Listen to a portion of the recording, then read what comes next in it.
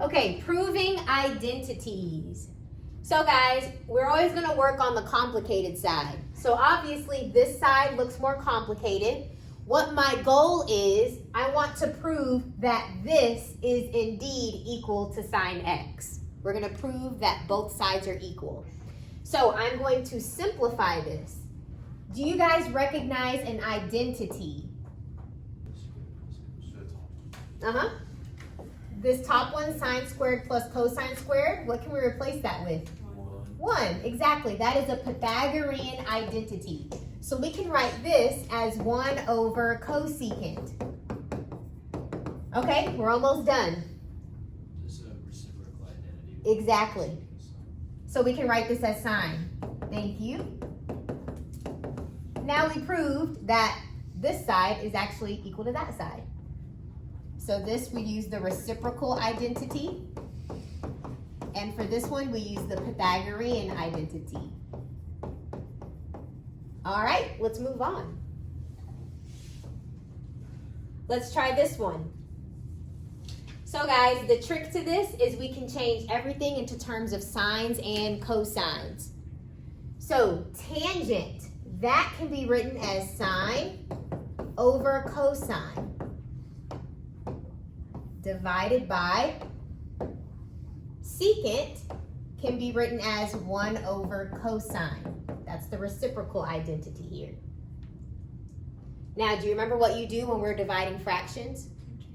Exactly, keep change flip. So I'm going to keep this one the same. You have sine x over cosine x times, so now the cosine's in the numerator, the 1 is in the denominator. And look, that cancels out. What are we left with, guys? Sine. And that's what we have here. So we proved that this side is indeed equal to this side. So guys, the name of this lesson is called Proving the Identity, okay? All right. Let's try this one. So the hint for this one, instead of writing one big fraction, you can write this as 2 fractions. When you have a plus or a minus sign, you can split it into 2 fractions. You can write this as 1 over cosine plus sine over cosine. That's only if you're adding or subtracting, okay? All right. Do you guys recognize some identities here? What is this? Tangent. This one's tangent. That one's tangent. What's this one? Yep, secant. And look, that matches this side. This is the reciprocal identity. This is the quotient identity.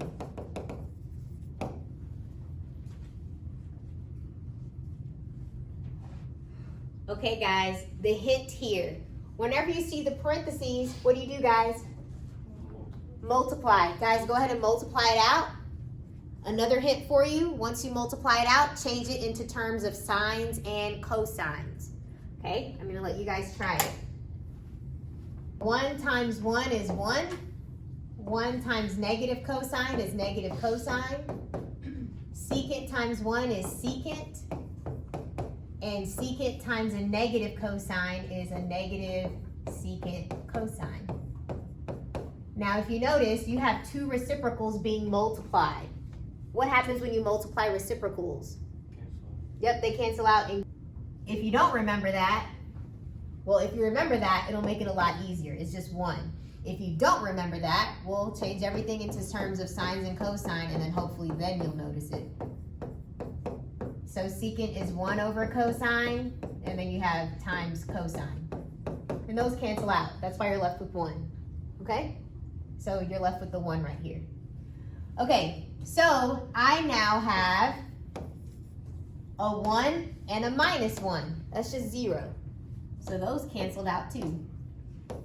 So you are left with a negative cosine x plus 1 over cosine x. How can you combine these? When you have a fraction, what do you need to combine them? The the same denominator. So this one needs a cosine x so that they match. And whatever you do to the bottom, you also need to do to the top.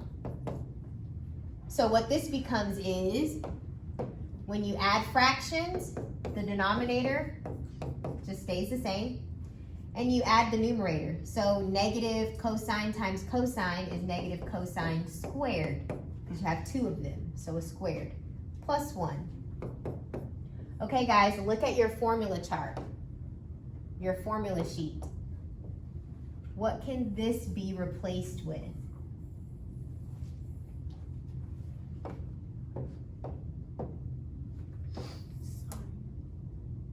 Exactly. So sine squared, on your formula sheet, it says 1 minus cosine squared. And you might look at that and say, hey, it's backwards. It's okay. The 1 is positive, the 1 is positive. The minus cosine squared, minus cosine squared. It's just reversed, that's all. So we're gonna replace that. This is equal to sine squared. Okay, thumbs up if you got that far. Okay, so sine squared, what that means is you have a sine times another sine. And this is over cosine. Now look, this is our goal. This is what we want it to look like. Do you guys recognize anything? Sine over cosine. Exactly. We have a sine over cosine right there. That is equal to tangent. And you also have a sine right there. So now we got this side to look like this side. We're left with tan times sine. So you prove the identity. I'm going to change everything into terms of sines and cosines. And I'm going to work on this side. You want the more complicated side, and typically the complicated side will have a plus sign. It'll be either adding, subtracting, it'll be a fraction, multiplying, like with the parentheses. That's the side you want to work on. So I'm going to write this as 1 over cosine squared and 1 over sine squared. Those are the reciprocals. Now, if you want to add fractions, your denominators need to be the same. So this will need a sine, and this one will need a cosine squared. Now those denominators match. Now that my denominators match, you just keep the denominator the same, and you add the numerators. So I have sine squared plus cosine squared. Now, at this step, you should recognize an identity.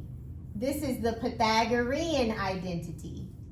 So this is equal to 1 over sine squared, cosine squared. And I'm pretty much already there. Remember the reciprocals. 1 over sine, you can write it as cosecant. 1 over cosine, you can write it as secant. So now that side matches that side. And you might think, wait, those are reversed. It does not matter. If you want to put the secant first, you can. You can put the cosecant second. Just like 3 times 5 is 15, and so is 5 times 3. When you're multiplying, it doesn't matter the order, okay? If you want to add fractions, your denominators need to be the same. So that means this is missing a 1 minus sine x, and whatever you do to the bottom, you must do to the top. And this one is missing a 1 plus sign, and you must do that to the top. Okay, so now my denominators match. So your denominator will stay the same. You have 1 minus sine x times 1 plus sine x. And then you can add the numerators. You have 1 minus sine plus 1 plus sine. Negative sign and positive sign cancel. 1 plus 1 is 2.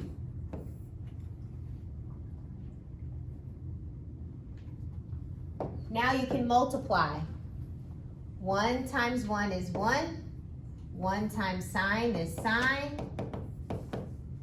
Negative sign times 1 is a negative sign.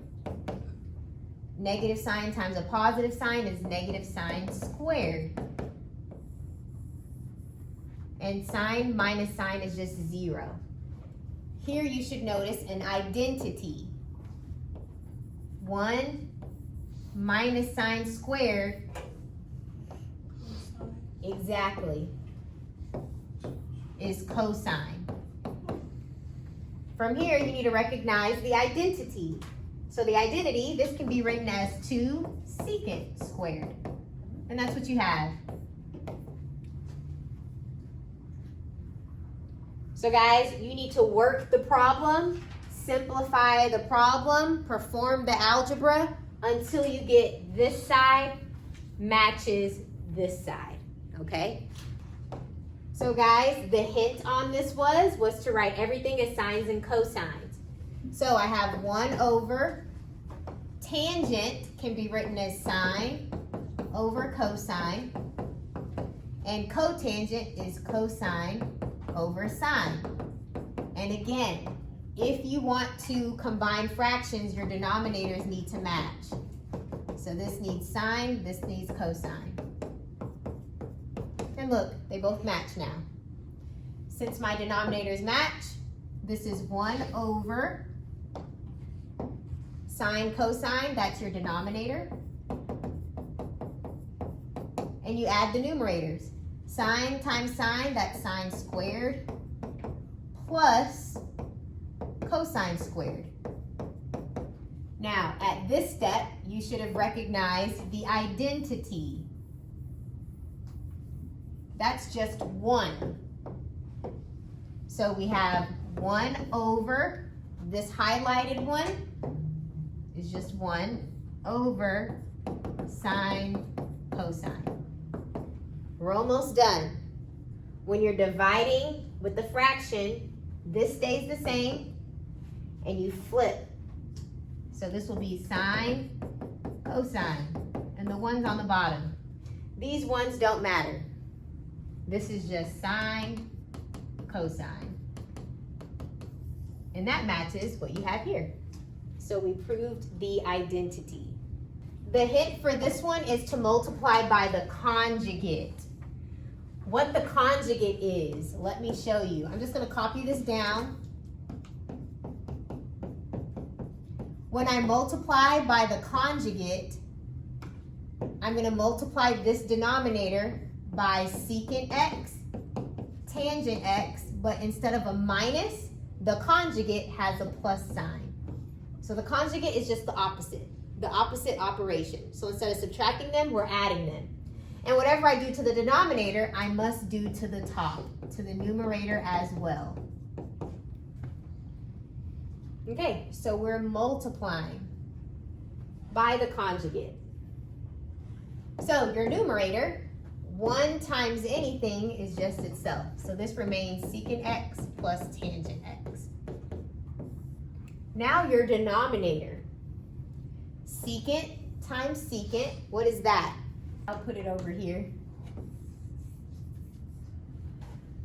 All right, talk to me. What is secant times secant? Secant squared. Yep, secant squared. What's secant times tangent? Just secant tangent, right? Okay? And then a negative tangent and a secant, same thing, secant tangent. So I'll just write it again. Okay, last one. What's a negative tangent times a positive tangent? Exactly, negative tangent squared. Okay, now let's see what cancels. Luckily, this thing cancels because you have a positive one and a negative one. So those cancel out. Now look at your formula sheet. Does secant squared minus tangent squared, does that equal something? It equals 1? Perfect. We have an identity. Let me highlight it. Secant squared minus tangent squared equals 1. So you're left with this in the numerator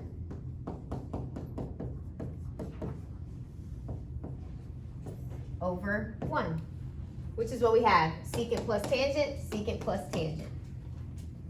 My plus sign kind of blends in.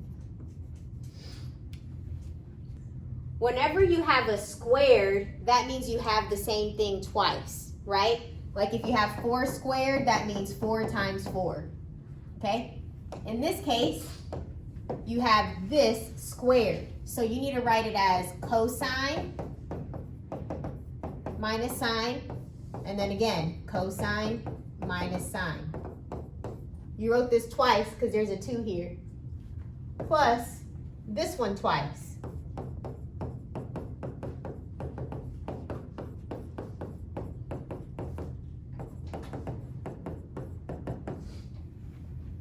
All right, from here, you guys can do it. Just multiply it out, things will cancel out. You'll notice some identities, and at the end, it should equal 2.